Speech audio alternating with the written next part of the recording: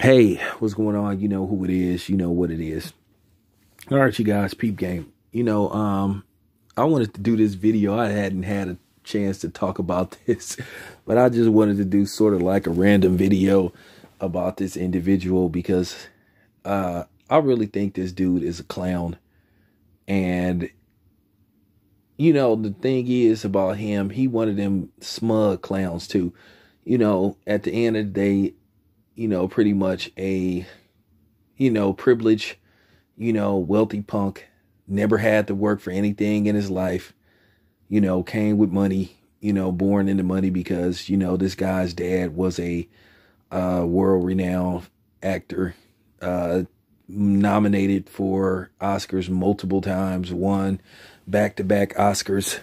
I think him and Spencer Tracy was the only one to win Oscars back to back, and that was and this person is from my hometown of Oakland, California. His father is, but his son is from Los Angeles.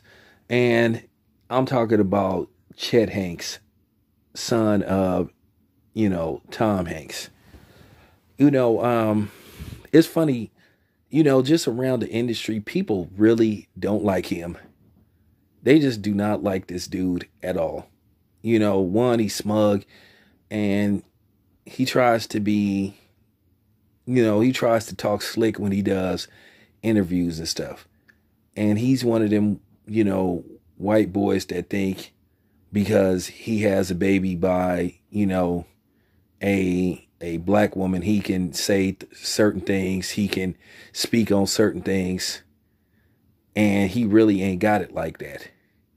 Keep in mind, he is some failed rapper who used to call himself Chet Hayes, but at the end of the, like I said, a lot of people don't like him, don't care for him. And I know that to be fact around the industry. And I think the only reason why he semi gets jobs is because of his father. The other one, Colin, is more liked than his brother. Well, but they have different mothers. Colin Hanks is funny. He isn't what you would call some wannabe wigger. He knows who he is, but at the end of the day, Colin Hanks he's done some good things, he's done some good things. I don't want to go deep into it. And he spoke on certain things, on his social media account. Appreciate it. But me, I ain't one of these dudes that praise people like him when they speak on certain things that is going on, because you don't want to make it look like they are a white savior. But you will give them their props. I'm not going to praise them harder than I'm going to praise somebody that look like me.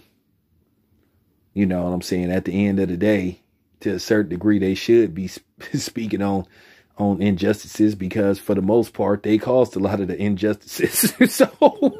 And they are causing a lot of the injustices. So when you part of the problem, when you're the ones that create the problems, you should be talking about it. You know what I'm saying? You should be doing more listening and fixing instead of trying to, dodge responsibility.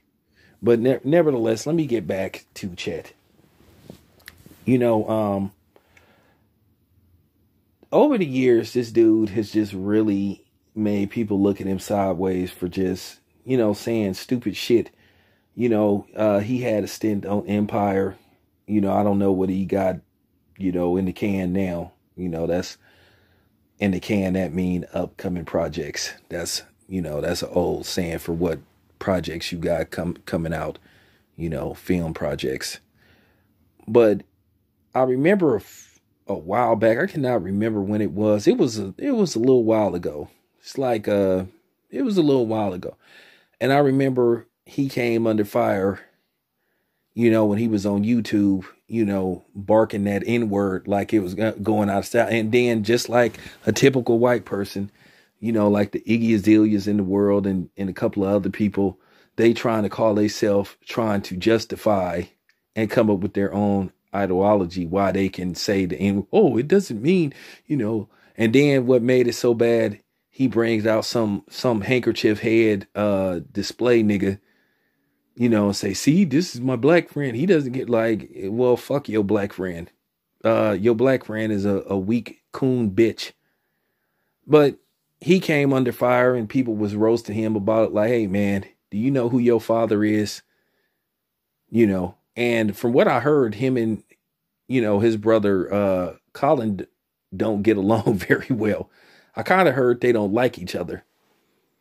And I can understand why Colin wouldn't like somebody like him, you know, but he's had a long history of saying little slick shit. Cause I remember when he was on BET, I know he attended one of them BET award ceremonies, and, you know, one of the ladies tried to interview him and he was, you know, about certain things, asked him, you know, did he think he was a culture vulture and all that stuff. And he just was trying to say some little slick shit about rock and roll. And of course, you know, white people love to bring up the NBA, you know, because they don't like us referring to hip hop and R&B as black music, you know, talk about, well, we created the NBA. Well, guess what? We elevated it. We made it the $1 billion entity it is. Everything that we touch is a $1 billion industry, you know, and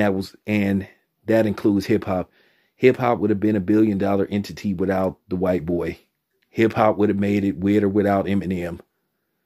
I know some of you, you know, melonless mutants love to come on here, you know, talking about Eminem and what he contributed to hip hop. Well, he didn't contribute nothing to me as far as I'm concerned. Like I said, Eminem, to me, he burnt out to me after his 4th album, you know.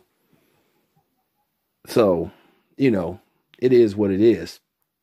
But yeah, he have a history of, you know, talking out the side of his neck. You know, he's somebody like, probably if you talk to him for about maybe 10 minutes, probably you'll be ready to, like, you know, react to him in a way he might not like. But he's had a history of saying little slick shit and trying to be condescending. And you would think the way he wants to present himself as this, you know, so-called he down type of dude, which to me, I think he makes a mockery out of it. I think to a certain degree, he tries to make fun of it, which he doesn't really respect the culture. He comes across as if it's owed to him. That is his right. That is his birthright, you know. And he talks like that. And like I said, I've listened to him do several interviews, and you could just tell you probably would be surprised if somebody haven't, like, smacked the fuck out of him. Because, you know, I'm just keeping it 100. But yeah, he the worst of the worst type of white dude that try to act like, because they sleeping with a black woman, that they got some kind of hood pass or that they privileged. Because I keep trying to tell you, white boys, just because some black dudes let you say that N-word without checking you don't mean every brother is going to let you say that around them. Ask that white boy, they got that twisted lemonade can, you know, cracked against his head and got, you know, put in the chokehold. Everybody ain't cool with that. Like I said, once again, if you a black dude listening to this video and you let a white boy or a non-black call you the N-word and you don't have a problem with that, something is seriously wrong with you. You displaying self-hate and you displaying pure weakness. And you're weak. But like I said, you the type of dude that'll go at me. But you would try to challenge me. You know, you on that Royce da 5'9" shit. Probably Royce da 5'9", he probably would do a record with Chet Hanks. Cause you know he loved Massa Marshall Bruce Mathers, who ain't really from Detroit. So I mean, you know, I'm just saying. But yeah, this dude has been a long time clown. And he just really irritating to watch. Because like I said, I've seen him do several interviews. And like I said, people just don't like that dude. You know, I remember him. I got to admit, it was a pretty good impersonation. You know, he was he was doing some reggaeton and he was talking like how those reggae artists talk. And, he had it down pack. And people was like roasting him, saying, hey man, hey Tom Hanks, come get your son.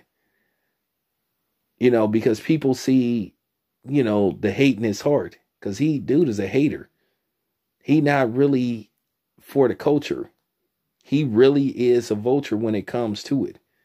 He that A&R that the Jizzle was talking about, except he probably ain't a mountain climber. He's that white dude that'll tell you, if he a director, he'll tell the dude that's from the streets that he ain't street enough. Man ain't never broke down a brick, a coulter in his life, ain't never cooked up no rocks in his life, but he telling you, he the type of person that'll tell you how to be black, and he ain't black himself. That's what type of cornball he is.